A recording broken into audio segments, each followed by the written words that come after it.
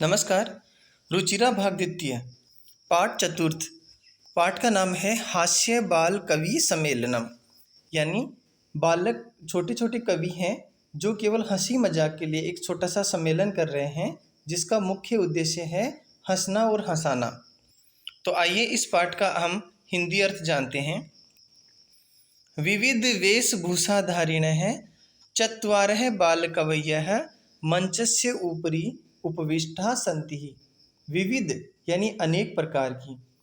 वेशभूषाधारिणः, वेशभूषाधारिणः का मतलब वेशभूषा यानी अलग अलग रंग बिरंगे जो कपड़े हैं उन कपड़ों को धारण किए हुए। चत्वारः बाल कवयः, चार बाल कवि, बाल कवि यानी छोटे छोटे बालक कवि। मंचस्य ऊपरी, मंच मंच होता है जो स्टेज होता है उसको बोलते हैं। मंच के ऊपर उपविष्टाः सन्ति, उपविष्टाः सन्ति यानी वहाँ पर बैठे हुए हैं। अधः, अधः का मतलब नीचे की तरफ। श्रोतारः, श्रोतारः का मतलब होता है सुनने वाले। हास्य कविता श्रवणाय, हास्य कविता सुनने के लिए उत्सुकाः सन्ति, बड़े ही उत्सुक हो रहे हैं। कोलाहलम च कुर्वन्ति, कोलाहल बोलते हैं शोर को, आवाज़ को। कुर्वन्ति यानी कर रहे हैं। यानी विविध वेशभूषाधारी यानी अलग रंग बिरंगे जो कपड़ों को धारण किए हुए चार बाल कवि मंच से ऊपरी का मतलब मंच के ऊपर, उपविष्टाः सन्ति मतलब बैठे हुए हैं। अधः और मंच के नीचे श्रोतारः है, श्रोतारः यानी सुनने वाले दर्शक जो हैं, जो हैं वो हास्य कविता श्रवणाय, हास्य कविता को सुनने के लिए उत्सुकाः सन्ति, उत्सुक हैं। कोलाहलम च कुर्वन्ति और वो कोलाहल कर रहे हैं, शोर कर रहे हैं, आवाज़ कर रहे हैं। संचालक है, संचालक का मतलब जो मंच को संचालन करता है, एंकर होता है उसकी बात है। अलम कोलाहलेन, कोलाहल मत करो। अलम का मतलब मत करो, कोलाहलेन का मतलब शोर, आवाज़ मत करो।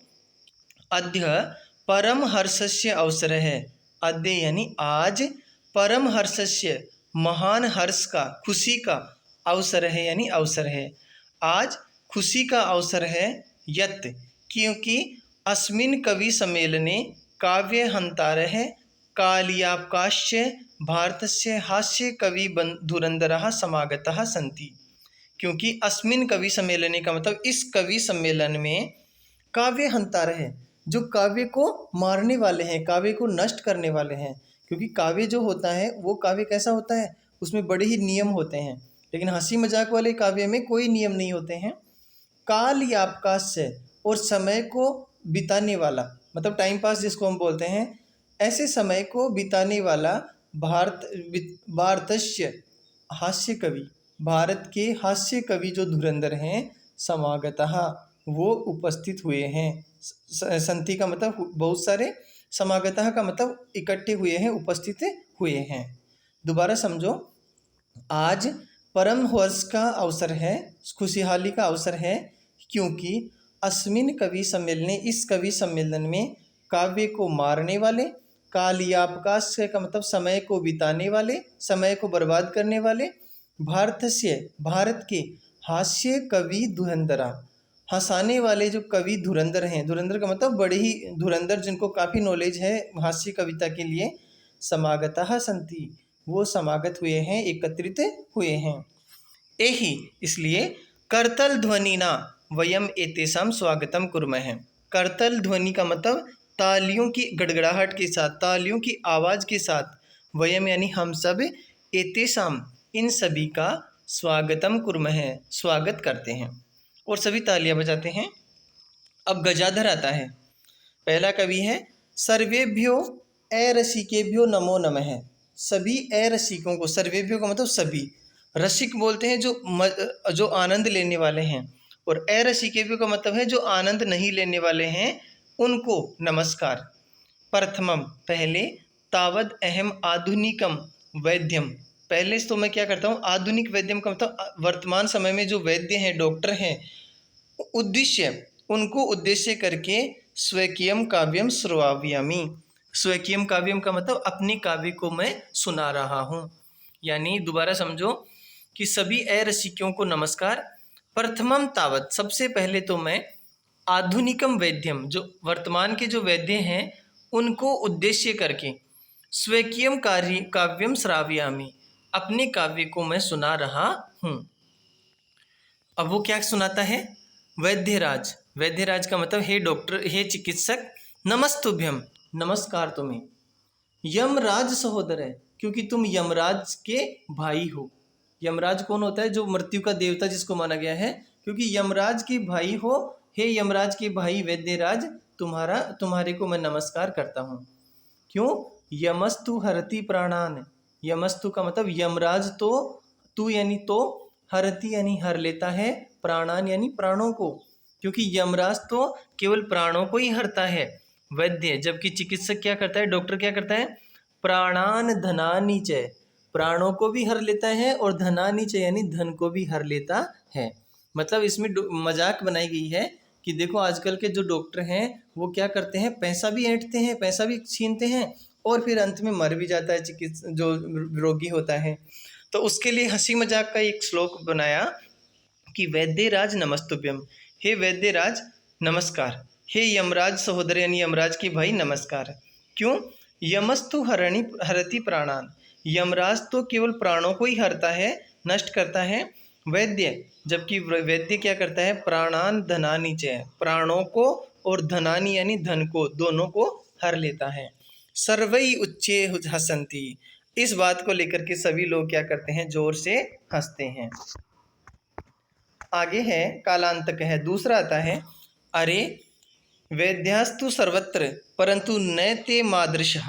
वैद्यास्तु सर्वत्र का मतलब वैद्य तो, चिकित्सक तो सभी जगह हैं, परंतु लेकिन न ते मादृशः कुशला, लेकिन मेरे जैसा कुशल जनसंख्या निवारणे, जनसंख्या निवारण के लिए, मतलब जनसंख्या को कंट्रोल करने के लिए नियंत्रण के लिए मेरे जैसा कोई कवि नहीं होगा, वो चिकित्सक नहीं होगा।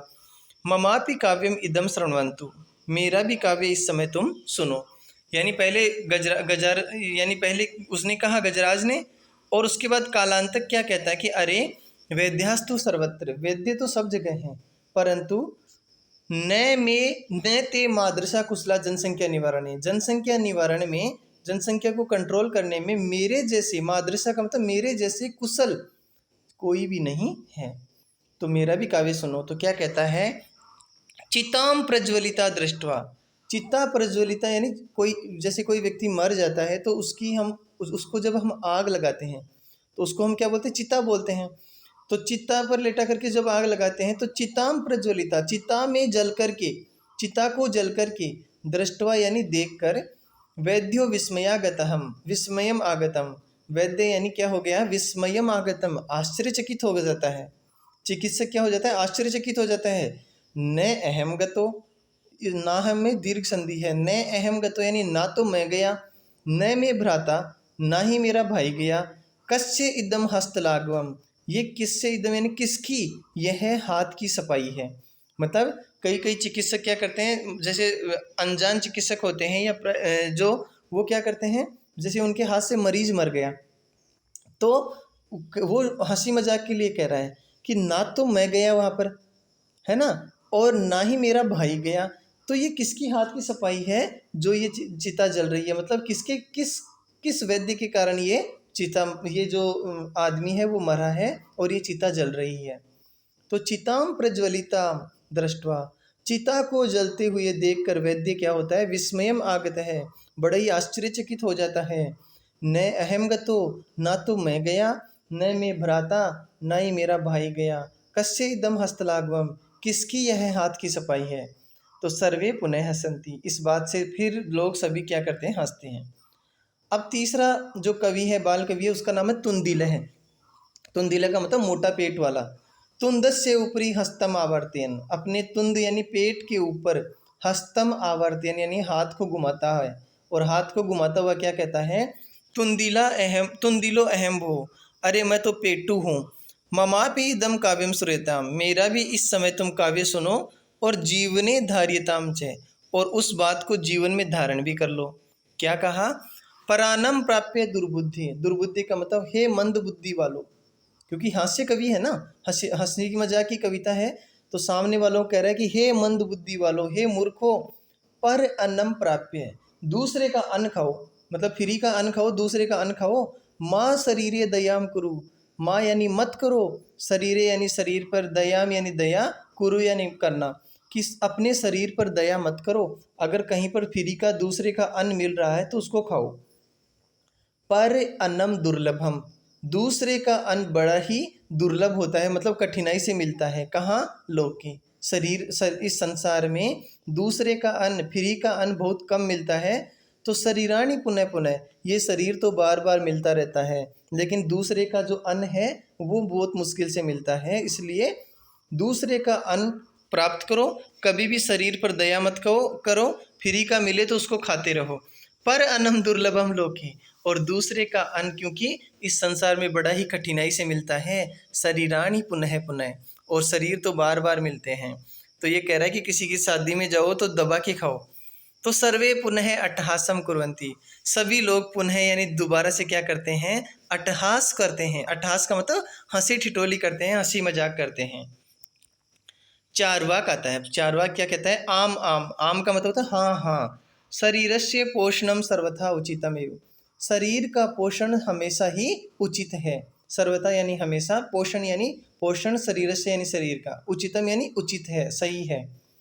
यदि धनम नास्ति, यदि धन नहीं है आपके पास, तदा तो ऋणम कर्त्वापि, ऋणम कर्त्वा का मतलब ऋण करके, कर्जा लेकर के, पौष्टिक है पदार्थ है एवं भोक्तव्यम, पौष्टिक पदार्थ यानी जो अच्छी खाने की वस्तु है, भोक्तव्यम उसे ही आप लोग खाना चाहिए।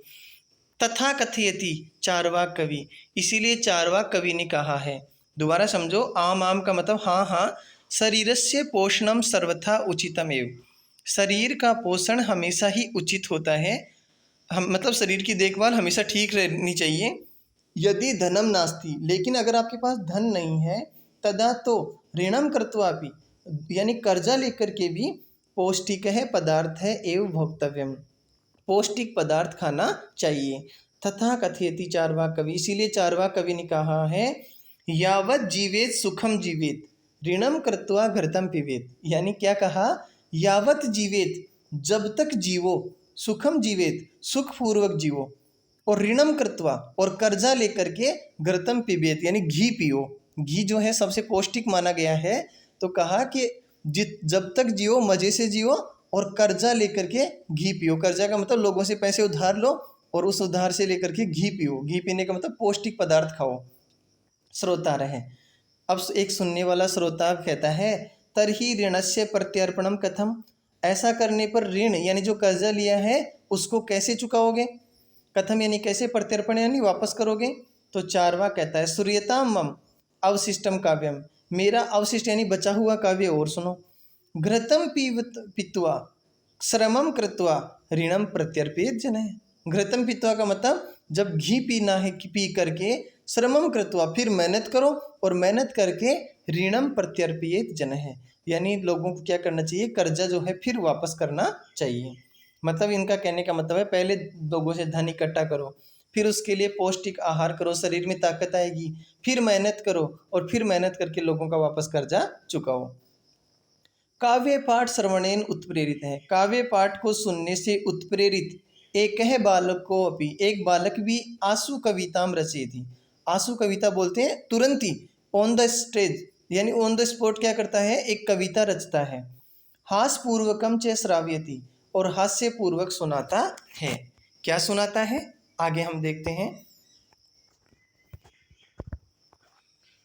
यानी दोनों जो कवि होने के बाद, उनके बाद एक छोटा सा बालक है, वो भी एक कविता रचता है। वो कहता है, सूर्यताम सूर्यताम वो, अरे सुनो सुनो, ममापि कवि, मेरे कवि भी, काव्य काव्य भी सुनो। गजाधरम कवि च एव तुंदिलम भोज्य लोलुपम कालांतकम तथा वैद्यम चार्वाकम च नमामि अहम। गजाधर जो कविता शुरू में जो आया था, वैद्य के ऊपर सुनाया था, वो कवि। तुंदिलम, और जो तुंदिल जो पेट का है, जो भोज्य लोलुपम जो भोजन का लालची है उसको, कालांतक, कालांतक का मतलब जो कालांतक कवि है उसको, वैद्य यानी चिकित्सक को, चारवाकम यानी चारवाक को, नमामि अहम यानी मैं सभी को क्या करता हूँ? नमस्कार करता हूँ। यानी गजाधर कवि को, और जो भोजन का लालची जो तुंदिल है उसको, पेटू है उसको, कालांतक को, वैद्य को और चारवाक को मैं नमस्कार करता हूँ। काव्यम श्रावित्वा, काव्य सुनाता हुआ, हा हा इति कृत्वा हस्ति। हा हा हा का मतलब हंसी, हंसी जोर से हंसते हुए हंसता है। अन्य चापि हसंती, और अन्य लोग भी हंसते हैं। सर्वे गृहम गच्छन्ति, और सभी लोग फिर घर पे चले जाते हैं। गच्छन्ति बहुवचन के लिए है, गच्छति, गच्छतः, गच्छन्ति। गच्छति एक के लिए, गच्छतः दो के लिए और गच्छन्ति बहुत सारे लोगों के लिए। इसके शब्दार्थ हम देखते हैं। अधः यानी नीचे, कोलाहलम यानी शोर, काव्य हंतारा यानी काव्य को नष्ट करने वाला, काल यापका यानी समय बर्बाद करने वाला, धुरंधर का मतलब श्रेष्ठ, एही मतलब आइए, करतल ध्वनिना का मतलब तालियों से, अर्षिकेभ्य मतलब नीरस जनों को, अरसिकेभ्य का मतलब होता है नीरस जन, जो आनंद नहीं लेते हैं। स्वकीयम का मतलब अपने, मादृशा यानी मेरे जैसे, हस्तलाघवम का मतलब हाथ की सफाई, तुंदस्य यानी तौंद के, आवर्तन यानी फेरता हुआ, धार्यतम यानी धारण करें, परानम मतलब दूसरे का अन्न, पौष्टिक है मतलब पुष्टि देने वाला, प्रत्यर्पणम का मतलब लौटाना, अवशिष्टम का मतलब बचा हुआ, उत्प्रेरित है का मतलब प्रेरित होकर के, श्रावयति यानी सुनाता है, भोज्य लोलुपम यानी खाने का लोभी। तो ये पाठ का अर्थ था। धन्यवाद।